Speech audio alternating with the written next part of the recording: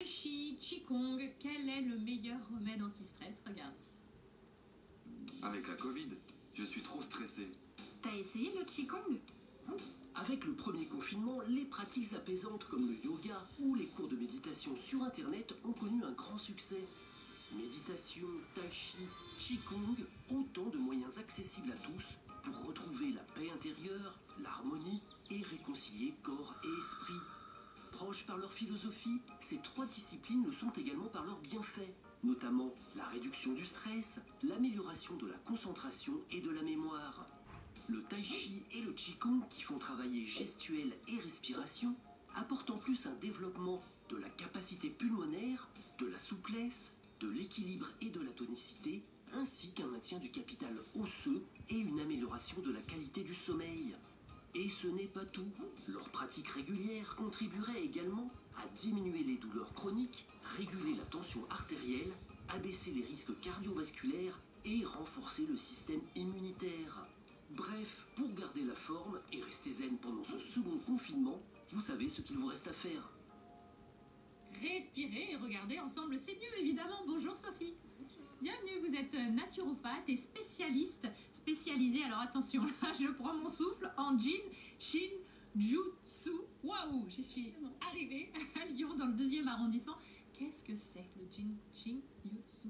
Alors, le Jin Shin Jutsu, en fait, c'est très dur à exprimer, mais finalement, ça ressemble beaucoup à l'acupuncture. Donc, on connaît un petit peu tous, sauf qu'on a besoin que de ses mains. Ah, ça c'est bien, Donc, pas d'aiguille. Exactement, c'est pas invasif, tout le monde peut le recevoir, petit, grand, âgé, et surtout, on peut le faire sur soi. Ah, bien. Donc ça, c'est vraiment sympa. Quels sont les bienfaits que cela apporte? Alors, en regardant le sujet, je trouve que c'était déjà très bien résumé. C'est-à-dire que ça apporte un équilibre esprit, corps, émotion aussi beaucoup.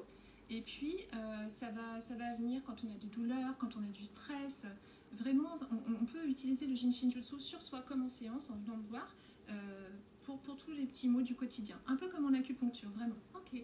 Oh, on dit tout à nos téléspectateurs. Pendant le sujet, j'avais un petit chat dans la gorge. Voilà. Sophie m'a dit qu'il fallait appuyer ici, à la base du petit doigt. Et oui, parce que ça aide la gorge en fait. Ah. Alors, un point pour tout, oui et non. On a beaucoup de points en Jin Shin Jutsu, mais beaucoup moins qu'en acupuncture. Et en fait, c'est ça aussi, c'est très simple. L'idée, c'est qu'on peut vraiment... voilà, on a une problématique, pouf, on a une solution. On est stressé. Où est-ce qu'on appuie pour, Alors, le stress, ce qui est pas mal, l'anxiété, ça va être, on va tenir notre pouce. Ah bon? Oui. Simplement. Bah, regardez tous les enfants qui sucent leur pouce. C'est vrai. Et oui, ils se rassurent. Et c'est très très naturel. Le pouce, ça rassure, effectivement. Et peu importe si c'est droit ou gauche. Tout à fait. On va vers le pouce qui nous inspire. Ok. Voilà. On va écouter Andrea. Alors j'ai commencé la méditation au moment du confinement. Je traversais un burn-out à la même période, donc ça n'a pas rendu les choses évidentes, mais le fait de méditer, de pratiquer des exercices comme la cohérence cardiaque, entre autres, m'ont vraiment aidé à limiter ce stress, à me recentrer et à faire preuve de résilience face à ces moments difficiles à passer. Donc je peux dire que je m'octroie régulièrement à l'heure actuelle ce type de moment pour me permettre de lâcher prise et de savourer pleinement la vie. Bah voilà, un joli témoignage. Ce lâcher prise, il est compliqué quand même. Oui, encore plus en ce moment, on va pas se mentir. Donc c'est vrai que d'avoir des solutions qui sont à portée de main, et là c'est vraiment le cas de le dire, bah oui, c'est super important et c'est très équilibrant. Pour se concentrer, pour se recentrer, quel est le point qui peut nous aider? C'est super simple. Il suffit de s'asseoir sur ses mains. Ah oui, très bien. Vous pouvez essayer. Est-ce que la taille des fesses a une influence? Pas du tout. Pas du tout, bon ben ça va. Non, c'est très bon pour la musculature, pour les sportifs, pour la respiration et pour être focus en fait. Donc on donne souvent aux étudiants pour justement rester focus, perdre moins d'énergie. Quand on est sur un seul sujet finalement, on gagne en énergie sur autre chose. Est-ce que votre discipline est préventive ou curative? Alors les deux. Les deux. On intervient, c'est beaucoup plus connu aux États-Unis. On travaille beaucoup déjà dans les hôpitaux, notamment auprès de personnes qui sont en chimio par exemple. Là, on ne va pas aider au niveau curatif, on va aider plus en prévention justement, au niveau des douleurs que peut engendrer la chimiothérapie, etc. Quand vous avez découvert cette discipline, est-ce que vous avez tout de suite été séduite? Pas du tout. Ah oui, c'est vrai? Non, en fait, je l'ai découverte pour m'aider moi. J'étais en situation de cystite chronique infernale Et une amie me dit pose ta main là et là, tu vas voir, c'est génial. Où et où alors, parce que ça peut intéresser. Alors, ceux qui où et nous où regardent. pareil, sous les fesses. Bah, décidément, tout se passe sous les Absolument. fesses. Oui, mais c'est central. Hein, Oui, c'est voilà. vrai. Et puis, une main à l'arrière de la nuque. Mhm. Et en fait, j'avais plus rien à perdre, j'ai testé. Bah oui. C'était il y a 3 ans, je n'ai plus jamais refait de cystite, donc Non, mais plus attendez. d'antibiotiques. Genre, vous avez mis une main sous les fesses, une main derrière le cou, Voilà, C'était pendant 20 réglé. minutes. 20 minutes. Et en pensant à quoi? À rien, en fait. Alors, plus on est dans un contexte méditatif, effectivement, je pense que c'est plus bénéfique parce que déjà, on a un apaisement intérieur qui se crée grâce à cet effet méditatif. Mais après, vous faites ça devant la télé, ça fonctionne aussi. J'ai plein de jeunes femmes qui viennent au cabinet pour les cystites. Elles viennent 1 ou 2 séances, elles font ça chez elles ensuite et j'espère ne plus les revoir. Je l'espère aussi. On Voilà. écoute Fanny. Donc au jour d'aujourd'hui, il y a quand même des mutuelles qui peuvent rembourser certaines séances de sophrologie, réflexiologie, naturopathie, mais toujours pas de séances de méditation, de pleine conscience. Et pourtant, ce sont des pratiques qui aident vraiment dans la gestion du stress, dans la gestion des émotions, surtout dans ces périodes-là. Est-ce que ça serait peut-être intéressant de réfléchir sur le fait de rembourser ou une certaine forme de prise en charge pour des séances de méditation dans le but de gérer les émotions et le stress?